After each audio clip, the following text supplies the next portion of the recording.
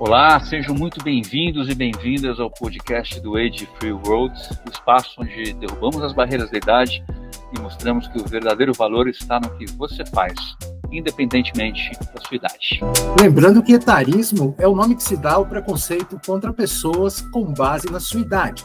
Qualquer idade. Isso é importante porque muita gente acha que etarismo é só preconceito contra os mais velhos, mas tem um monte de coroa que tem preconceito contra a garotada. Exatamente. Eu sou o Fábio Betti. E eu, Fernando Blanco. E o tema de nosso episódio de hoje é também um assunto bastante polêmico e que, não devidamente tratado, tem gerado muita dor e sofrimento para as pessoas de todas as idades. Vamos lá. Existe limite de idade para ser produtivo? Eu acho que antes de mais nada, né, Fernando, quando a gente fala a palavra produtivo, isso tem muito a ver com a minha origem jornalística, né? Eu gosto muito de olhar as palavras, entender a sua etimologia, mas, sobretudo, entender os significados que elas, de alguma forma, trazem ao longo do seu uso, do tempo. E quando vem a palavra produtividade, é muito comum as pessoas acreditarem que produtividade é fazer bastante coisa, atividade. Eu costumo dizer que produtividade, na verdade, não é fazer bastante coisa, é você conseguir entregar mais, eventualmente, um melhor resultado fazendo menos. Usando uma lógica que não é a lógica que, infelizmente, a gente construiu para a gente lidar com os nossos desafios, que é a lógica humana. Usando uma lógica que é muito mais abrangente, muito mais profunda e muito mais inteligente que a nossa própria lógica, que é a lógica da natureza. Quando eu olho a natureza e quando eu estudo a natureza, e a gente observa a produtividade, a gente vai ver que produtividade para a natureza é exatamente isso. Tem a ver com uma lei que a gente chama de lei do mínimo esforço, que é a otimização de recursos. O rio, né, eu adoro esse exemplo, o rio, quando ele encontra uma pedra, ele não bate na pedra até que fura. Né? Água mole em pedra dura, portanto bate até que fura. Esse é um ditado burro. Não é um ditado inteligente. A primeira coisa que o rio vai fazer, se ele encontrar um obstáculo, é tentar contornar. Por quê? Porque ele vai poupar energia. Então, produtividade, a lógica da produtividade é a lógica de como eu faço para ter um melhor resultado, ou entregar mais do que eu normalmente entrego, fazendo menos, me esforçando menos. Isso é produtividade e acho que a gente precisa começar a nossa conversa ressignificando um pouco a palavra produtividade num lugar mais inteligente. E é um lugar que provavelmente vai interessar muito mais a quem está há mais tempo no mundo, para quem está há menos tempo no mundo. Porque acho que a gente se encontra nesse lugar também. Pois é, a gente está falando disso, né, Fabio? Alguém vai dizer assim, não, mas o Salmão, ele nada contra a correnteza, ele é exceção. A regra é nadar para baixo da correnteza. Ninguém tem que querer ser salmão na vida. Exato, e aí tem uma lógica que é perversa, né? Assim, então o contrário de ser salmão é simplesmente deixa a vida me levar, é Zeca Pagodinho. Não é verdade, né? Porque se a gente simplesmente se joga, a gente também não está num lugar inteligente. Um lugar inteligente é descobrir como a correnteza está funcionando.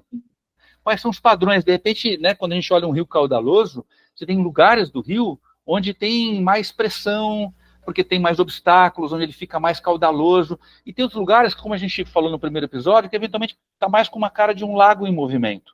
Né? Então, nessa hora, a gente tem que tomar cuidado em não achar soluções em oposição.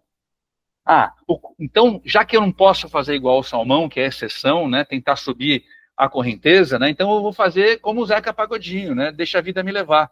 Essa é uma solução também burra. A solução inteligente é descobrir em que momento eu vou ter que nadar um pouquinho e dar uma de salmão. E, eventualmente, é para sair do rio, onde ele está muito caudaloso, tentar fugir um pouco dos obstáculos e ir para um lugar onde ele, eventualmente, está mais navegável. E aprender com o movimento do rio a como navegar o rio. E como você sempre fala, segue a natureza. A natureza é sábia. A gente tenta, na vida corporativa, a gente tenta dominar a natureza. E não domina, quando muito temporariamente, porque o custo é excessivo. E tem uma outra coisa que eu sempre uso, é o pêndulo. Pêndulo que vai e vem. A nossa existência ela é muito pendular. Como meu próprio exemplo, do pêndulo, eu comi chocolate a vida toda. E voltou como um diabetes danado. Agora eu ando armado, ó, uma canetinha aqui para... Ou seja, Se a gente agride a natureza vai devolver. E assim é a vida, né? E assim deveria ser as relações, ser percebidas como são as relações de trabalho, da vida executiva, da vida empresarial. Excessos sempre mandam contas elevadas. E aí vem, então, a nossa pergunta: se existe limite de idade para ser produtivo. Será que um jovem é mais produtivo do que uma pessoa mais velha? Ou será que uma pessoa mais velha é mais produtiva do que um jovem? E aí eu acho que, a gente desconstruiu um pouco o conceito de produtividade, né, começando por aí, e eu quero desconstruir essa lógica também. É. Eu vou me permitir fazer uma brincadeira aqui da curva normal, né? Velha curva normal do sino, né? Uhum. Como eu sou um cara de gestão de riscos, então calculei muita volatilidade na vida, então você tem os extremos, né? Eu acho o seguinte, nessa coisa de idade, começa com jovem, atividade, vamos ficar velho. Tem coisas que não adianta. A pessoa mais velha nunca vai ser tão boa quanto o mais novo. Tem certas coisas, lá no outro extremo da curva, que o mais novo nunca vai ser tão sábio, talvez, experiente quanto o mais velho. Agora, no miolão da curva, os dois podem ser produtivos. Aí tem que discutir os diversos fatores e para quais atividades, né? Mas, assim, uma grande bobagem. Assim, eu sou um cara meio de esquerda, vamos chamar assim, no movimento da longevidade. As pessoas falam essa coisa, a idade é só um número. Eu falo, ótimo, é super motivador. Aí o cara mostra um vídeo de um sujeito de 120 anos de idade se contorcendo numa barra. Porra, como se qualquer um fizesse aquilo. É só um número para aquele cara naquela atividade. De repente ele não lembra nem o nome dele, porque ele pode ter um pepino na cabeça. Ou seja, tentam normalizar o que não é normalizável. Uhum. A gente tem que ser muito bem resolvido com a faixa etária que você vive. Eu não me acho tão atraente quanto eu tinha 30, mas para um cara de 60, eu me acho então, que é o que interessa. Vou me comparar com o cara de 30, comigo mesmo, aos 30. Ou seja, tem umas pessoas que perdem um pouco a noção das coisas, né? É a mesma coisa que falar a palavra velho. Não, não é velho, é sério, não sei o quê. Para com isso, é divertido. É divertido. Como é que vai chamar o jovem, então? Porque é jovem é o filho do cara, o velho é o filho do cara. Eu não me acho velho no sentido alquebrado, no sentido ultrapassado, nada disso. A idade é avançada. Não, e ótimo, que bom. Só não chega na idade avançada quem morreu cedo. Claro. Mas é isso. Tecnicamente, sim, abaixo de 30, tecnicamente, pela OMS, é considerado jovem, e acima de 60 é considerado idoso. Idoso. Né? E está tudo bem. Eu não sei, a pessoa idosa não me chama de idosa, tá? Assim, tá tudo certo. Passada, usada. E fica aquelas coisas de melhor idade e tal, né? As pessoas tentam encontrar caminhos para classificar aquilo que... Natureza, normalmente. É só idoso, é só jovem, é só idoso. Assim. Agora, a cabeça também envelhece.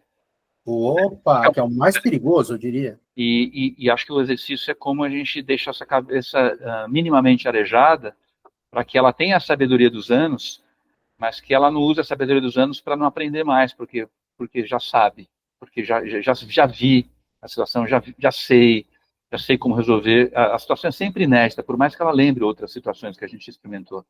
Eu acho que o que a sabedoria traz, e isso tem muito a ver com a pergunta, se existe limite de idade para sermos produtivos, o que os anos trazem é uma sabedoria mais emocional do que só de informacional. Exato. Que é, assim, por causa dos meus hormônios, e é bem químico mesmo, né? Por causa dos meus hormônios, por causa da minha situação física mesmo, biológica, a gente não se altera tão facilmente.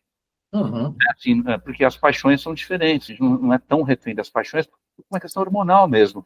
Não é crença, não é história de vida, é só uma questão física mesmo. Então, eu acho que já endereçando o tema da produtividade, eu acho que nessa idade avançada, no idoso, eu acho que tem um produtivo que tem a ver com essa capacidade.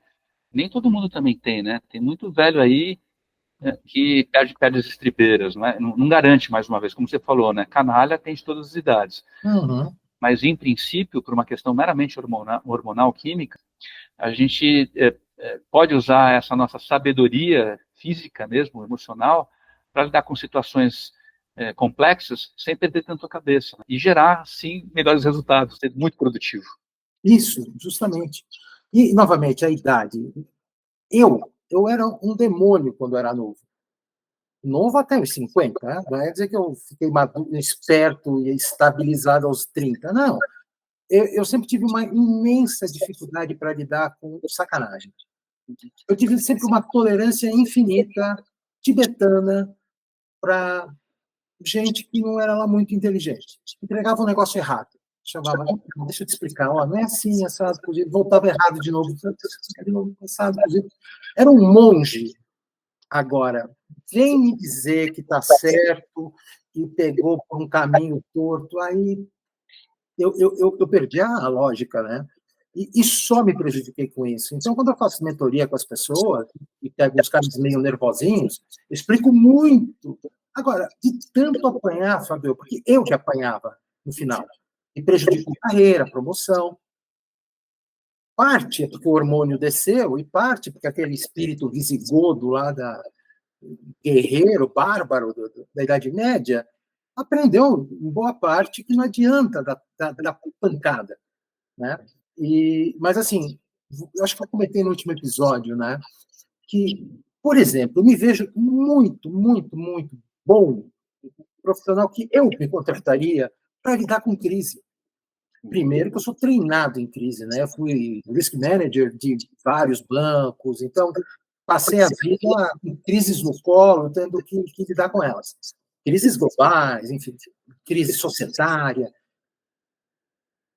Só que na época eu era agitado, fogoso, tinha que resolver 24 horas e tal. Hoje, eu tenho uma capacidade de absorver, não perder o sono.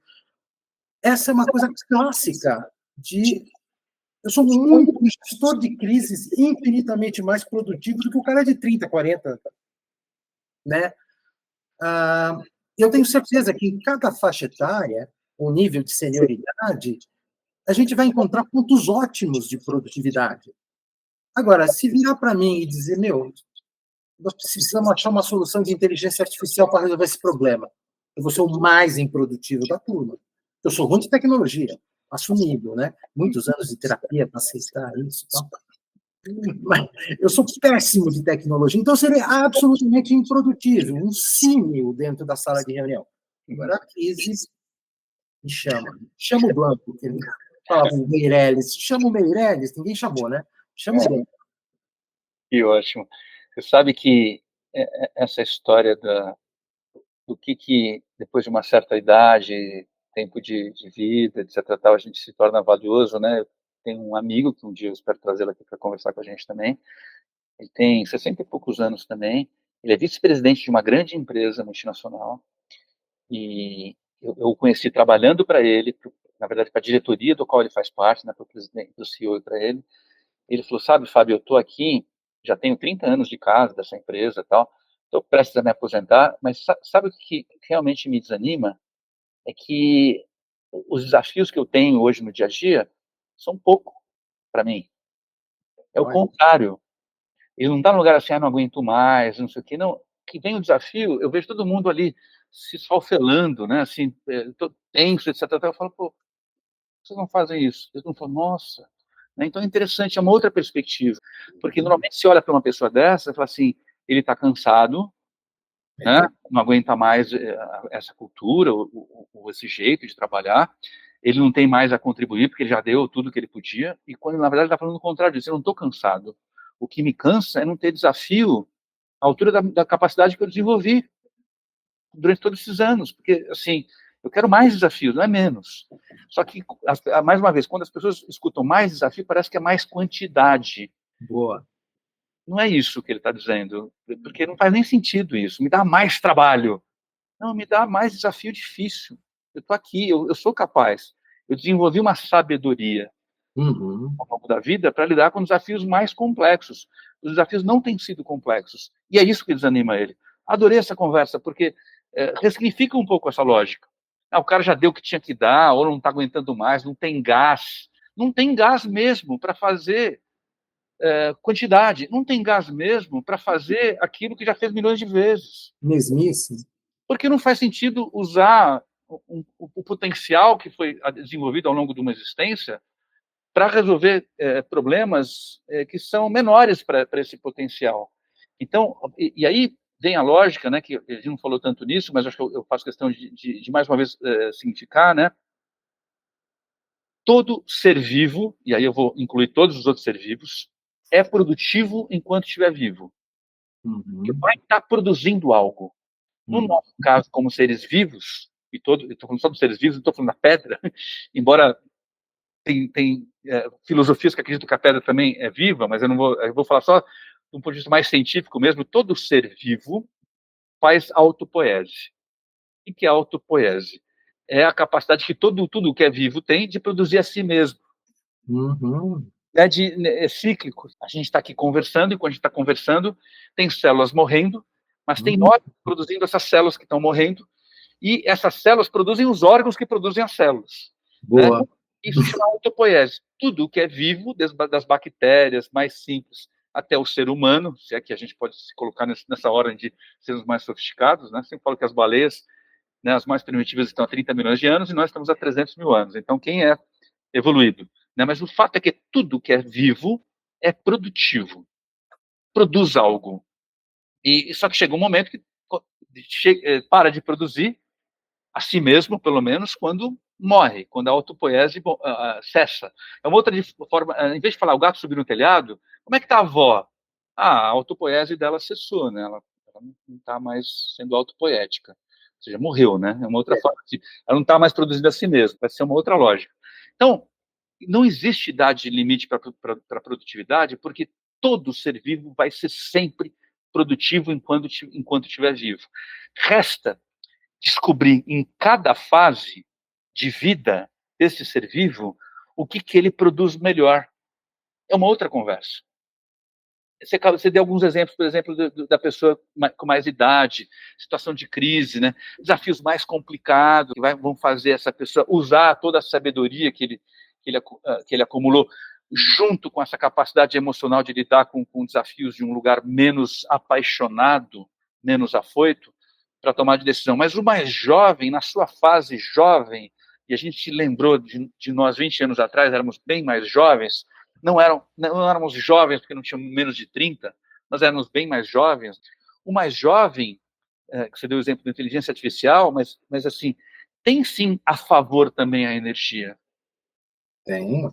E a paixão também está a favor, no aspecto assim do entusiasmo por algo novo, da paixão, por mais que a gente tenha também, mas, né, do ponto de vista físico-químico, isso é mais fácil quando a gente está mais jovem. A gente larga um emprego, né, por um sonho, a gente larga uma relação por uma paixão mais facilmente.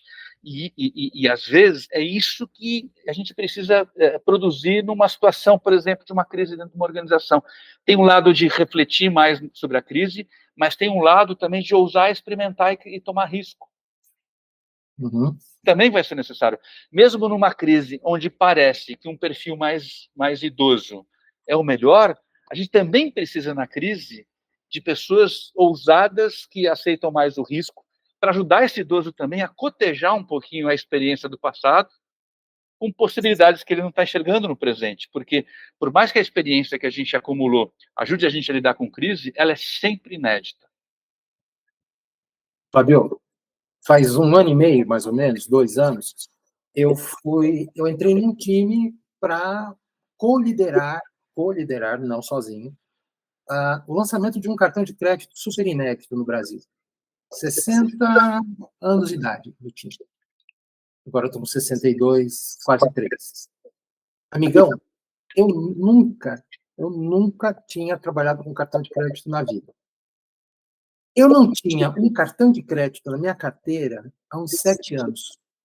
Porque quando eu quebrei, eu acho que uma hora eu posso contar essa história de superação, eu perdi o crédito na praça. E eu tive que liderar, então, esse negócio que, para mim, era uma novidade total. Mas aí é que tá, a gente conhece os atalhos. E aí eu soube trabalhar, eu com 60, soube trabalhar com algumas pessoas que tinham 45, algumas de 30 e algumas de 22, o estagiário lá, super gênio do time.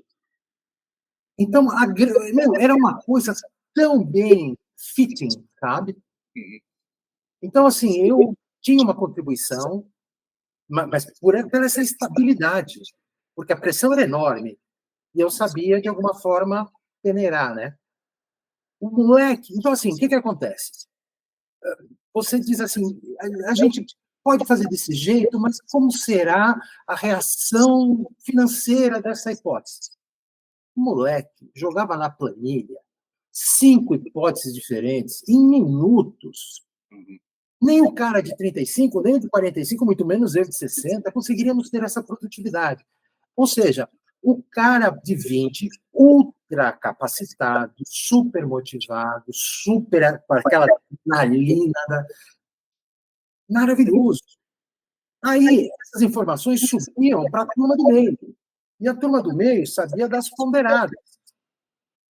Era eu que vai ou para prensar o cara com jeitinho, com amor ou com dor, ou para segurar perante o conselho. Ou seja, cada etapa desse grupo, etapa no sentido etário, tinha utilidades e produtividade excelente.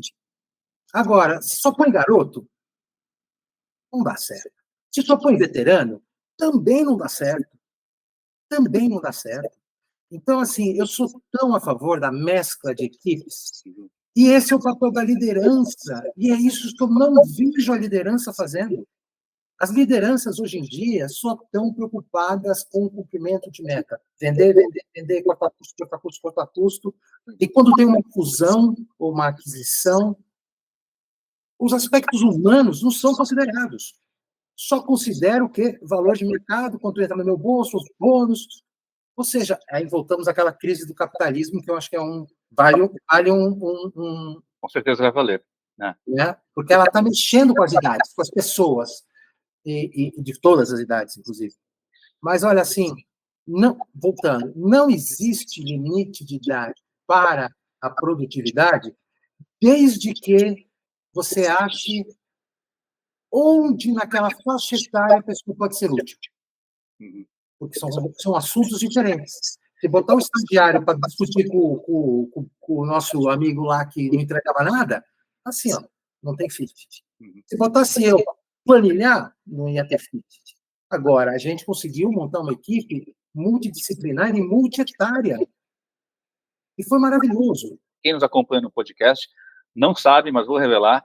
A gente grava no Google Meet esse podcast, depois a gente edita no iMovie, por enquanto é a gente mesmo que está fazendo, mas enquanto a gente fala e grava, a gente está transcrevendo num app chamado Tactic, que transcreve tudo e ajuda a gente depois, com a inteligência artificial, a fazer resumos, etc. E lembrar o que a gente vai esquecer, porque certamente a gente vai esquecer muita coisa também. Os velhinhos esquecem, mas tem um velhinho que é bom de tecnologia aqui, ó. Exatamente, estou aqui aprendendo, né?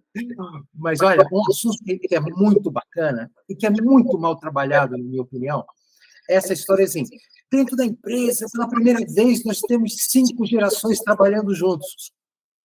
Que isso, cara pálida? Quando eu tinha 21 anos de idade, tinha 5 gerações igual. Igual, não mudou nada. A diferença era que o cara de 60, ele sabia mais do que o de 50, que sabia mais do que o de 40, que sabia mais do que o de 30, que o de 20. Por quê? Porque não tinha internet. O tempo, o cara tinha que ficar virando a folhinha, sabe? Aquela folhinha de data. Ou seja, existia diversidade geracional, né? Existia muita diversidade geracional já, mas não existia talvez uma sinergia geracional. Porque, de verdade, esse sabe mais do que esse, que sabe mais do que esse, que sabe mais do que esse. Então, era quase assim, existia diversidade, mas era menos utilizada do que eventualmente ela pode ser hoje. Né? Porque tinha uma escala de conhecimento e de poder, que era muito fixa. Era rígida. Né? Muito rígida. E a informação não fluía, porque eram muitos níveis hierárquicos também. Né? E hoje assim, isso foi colapsado, né? E acho que aí está o grande desafio, né? Porque continua existindo a diversidade geracional, ela é real, ela sempre foi. Mas talvez, como os papéis geracionais eram mais nítidos, eram mais, como a gente falou aqui, rígidos e definidos, era, entre aspas, parecia mais fácil a gente se relacionar. Porque realmente tem gente que tinha mais informação e poder, tem gente que tinha menos informação e poder. Agora é circunstancial e assim e não tem mais essa rigidez. Tem uma fluidez, depende. E a gente não aprendeu, a gente não foi formado para lidar com esse depende. A gente não se desenvolveu para lidar com a complexidade. A gente se desenvolveu para lidar com um pensamento mecânico. Isso é certo, isso é errado, isso é bom, isso é ruim. Esse é mais, esse é menos. Esse é do bem, esse é do mal. E quando isso tudo se colapsa num lugar onde tanto é que tem, né, outros temas que não iremos tratar aqui, né, mas tem comportamentos sexuais ou orientações sexuais são fluidas. Uhum. Então, quando a gente olha essa diversidade geracional, ela se tornou, ela era totalmente rígida, ela está totalmente fluida, sem que os agentes, sejam os mais jovens, sejam os mais velhos, aprenderam a lidar com essa fluidez.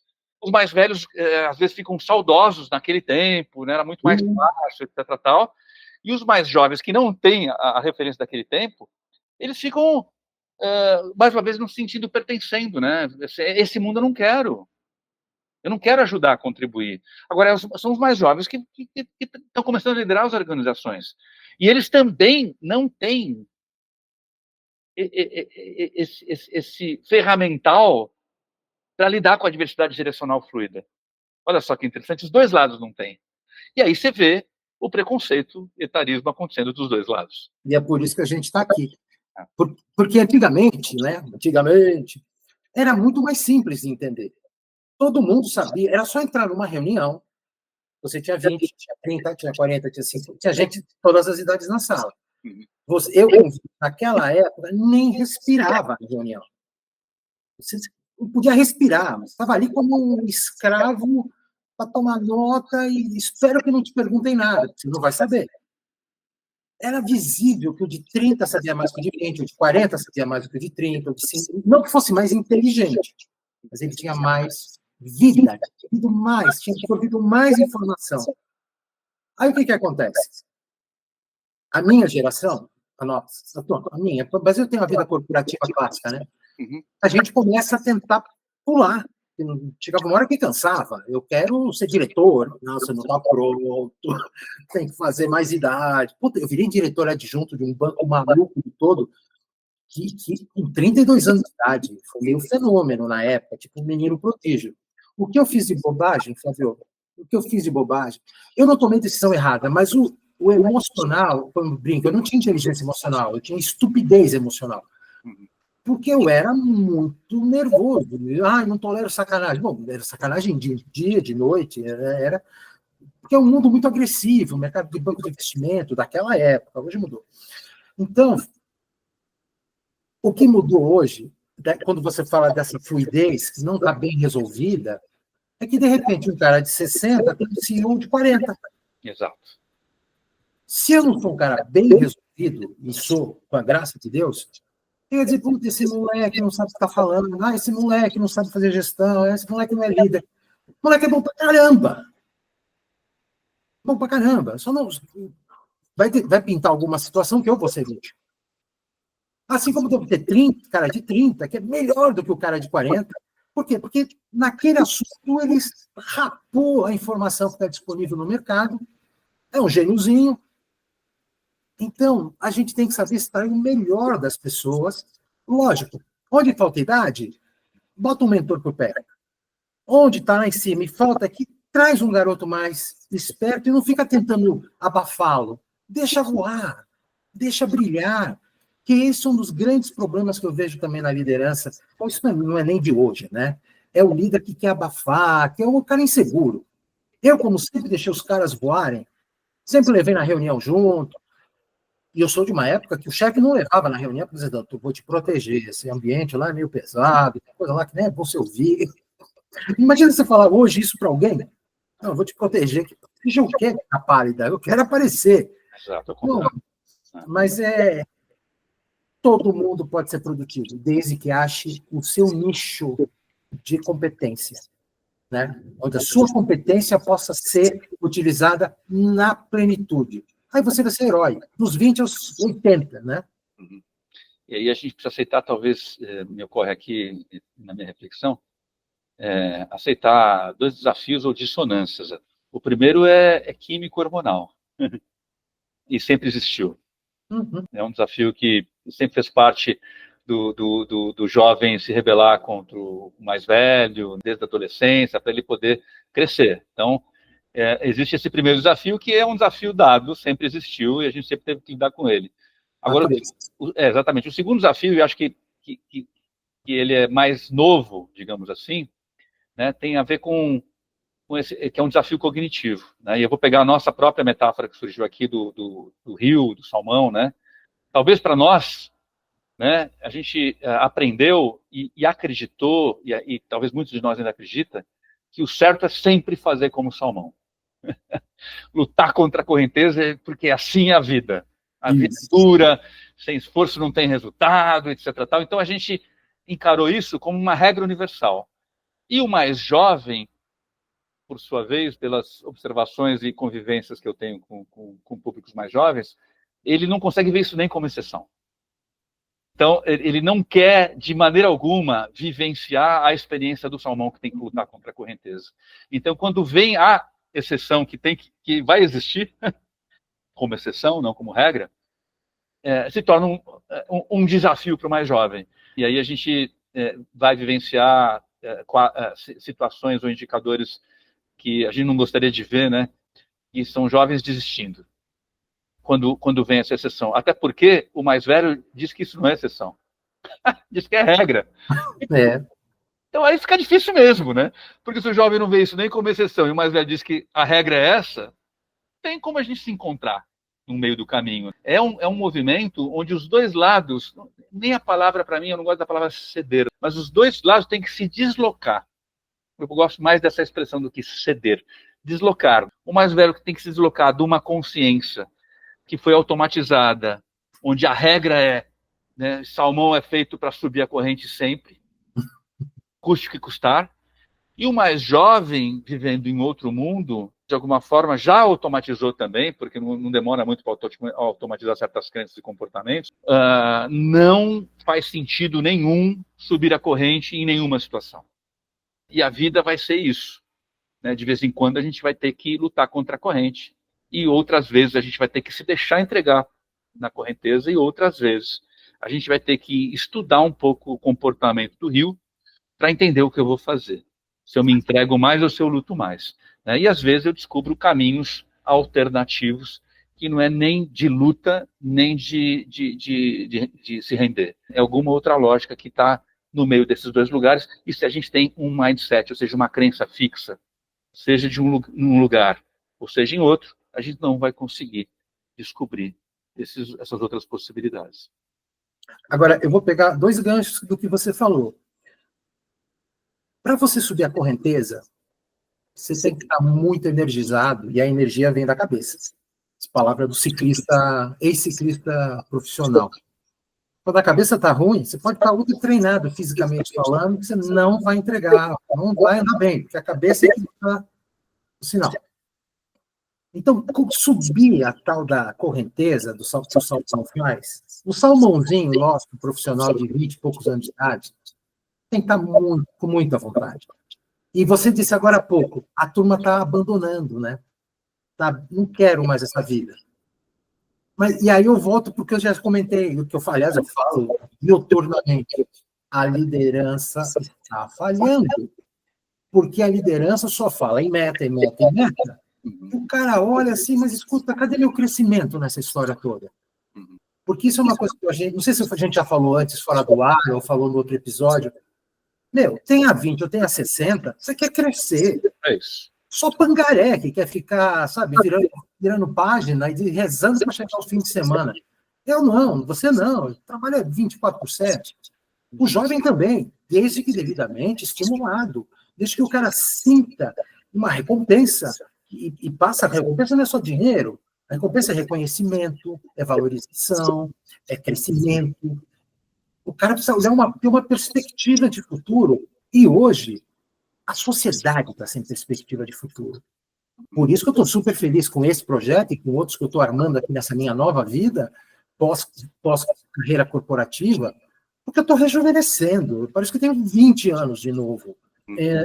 Enquanto que as lideranças que só falam de meta, meta, meta, estão destruindo o tecido organizacional, porque as pessoas não veem crescimento, não veem estímulo, não veem perspectiva e vão para casa.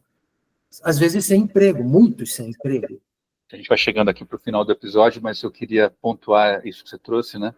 Se sentir produtivo é sentir vivo. Com mais de 60 anos, você está começando novos projetos do zero, e isso te energiza. Então, a produtividade, né, assim, por que não tem limite de idade, mais uma vez? Porque é justamente o lugar, qualquer ser humano, quando se sente produtivo, ele se sente vivo. E se sentir vivo é a coisa mais importante que tem para um ser vivo.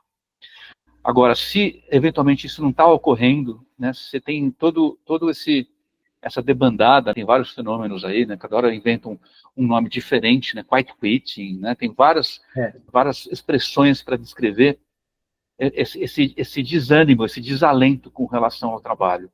Para mim tem a ver com o fato de nós, como líderes, independente da idade, estarmos falhando em não conseguir criar espaços onde as pessoas se sintam verdadeiramente produtivas e, portanto, vivas.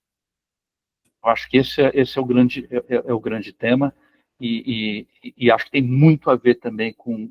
Eu vou trazer um terceiro desafio. Eu adoro falar assim, vou trazer 2 desafios, acabam sendo 5, né? Mas, assim, o terceiro desafio que é comum a todas as idades, que é o desafio da escuta. A gente está vendo uma cultura que estimula, reconhece, recompensa o falar. E pouco estimula, pouco reconhece, pouco recompensa o escutar. Então, como a gente não escuta o outro, a outra pessoa, as suas necessidades, suas expectativas, seus sonhos, suas inquietações, mas, claro, dos dois lados isso acontece, a gente está sempre num lugar de imposição das nossas próprias crenças e valores. A gente não escuta sequer a nós mesmos. Quem não escuta direito fala bobagem. De alguma forma. Vai responder errado, vai deixar de responder, vai caminho curto. Quem não escuta vai falar bobagem depois. E é uma verdade, viu? Tanto é que cunharam, né, uma expressão, escuta ativa. Ok, bonitinha e tal. Mas... É escutar apenas, né? A gente não precisa... prestar atenção. Só que as pessoas perderam a concentração também. Fazer um episódio muito longo, os caras já botam no 1.5. Já era. Muda, perde. É horrível. Como é que as pessoas vão se aprofundar se elas não têm paciência de ouvir ou de ler? Questão. Criaram o conceito de questão. Questão. Tem uma página de A4. Isso não é questão. A gente abre um fio da meada que eu acho que vai valer a pena trabalhar com outro episódio, que é eu falo assim, as coisas estão, assim, o jabuti não sobe em árvore, alguém colocou lá. Justo. A gente está vivendo isso, tem uma cultura que tem a ver com superficialidade, porque é mais fácil para o algoritmo definir quem é quem, distribuir e poder fazer ofertas de produtos e serviços. Então tem a ver com superficialidade, tem a ver com execução rápida, não temos tempo a perder, então não temos tempo para pensar, nem nada. E óbvio, pouco tempo para escutar e refletir. Está tudo coordenado. Então, se a gente não reflete sobre todos esses estímulos, que eu chamo de esse composto cultural, a gente não sai do lugar. Exemplo aqui, último aqui, disse que eu ia fechar, mas não fecho, né? Mas assim, eu estava num processo de coaching antes da gente gravar aqui, hoje, e é uma gerente executiva de uma empresa, e ela está até fazendo tratamento psiquiátrico, está super, quase à beira do burnout e tal, e ela sempre foi reconhecida por uma entrega muito alta. Só que essa entrega alta tem a ver com ela recebe poucas informações das suas lideranças, de seus pares e tal, e com as poucas informações, ela se arrebenta para conseguir chegar nos melhores resultados e entrega.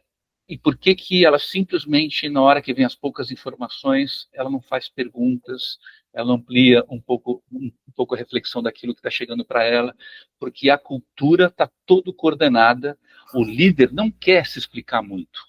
Ele não quer refletir demais, ele quer uma pessoa que está abaixo dele, que entende rápido, mesmo quando ele não explica. Só que isso tem um custo muito alto, porque ela, de verdade, ela começa a fazer um trabalho sem ter toda a informação, morrendo de medo de não conseguir entregar, e vai se virando ao longo do trabalho para conseguir descobrir, adivinhar o que de verdade a pessoa precisa estar pedindo. Mas por que ela não faz simplesmente perguntas? Porque a cultura não favorece quem faz perguntas. Pô, cara, o estagiário mal chegou aí e já quer fazer pergunta para o CEO, bicho. Pô, tem que fazer pergunta. O cara disse ali que não funciona mais o trabalho híbrido. Tem que ser todo mundo presencial. Mas por quê? Me fala por quê. Assim, vamos conversar sobre isso. Não, putz, você vai questionar o cara. Então, acho que esse é um outro tema de questionamento, escuta, cultura. Tem muita coisa para falar. Olha, Fábio, eu tenho certeza do que eu vou te falar agora, ou falar para todo mundo. Nós estamos tomando decisões estratégicas de forma irrefletida. Tem uma ideia, parece fazer sentido, dá um tapa para cá, um tapa para lá, bota na planilha, vai. E aí a tua colega fica, puta, mas não sei se eu concordo com isso. Aliás, eu não sei nem se eu entendi. E tem vergonha de perguntar. O retrabalho é imenso. As perdas efetivas, porque implementam algo irrefletidamente. Por que tem tanta empresa quebrando, Fabio? Quando você vê os pedidos de recuperação judicial, é sempre culpando a conjuntura econômica e o governo. Mentira! Mentira! São decisões equivocadas, motivadas por decisão irrefletida. É isso.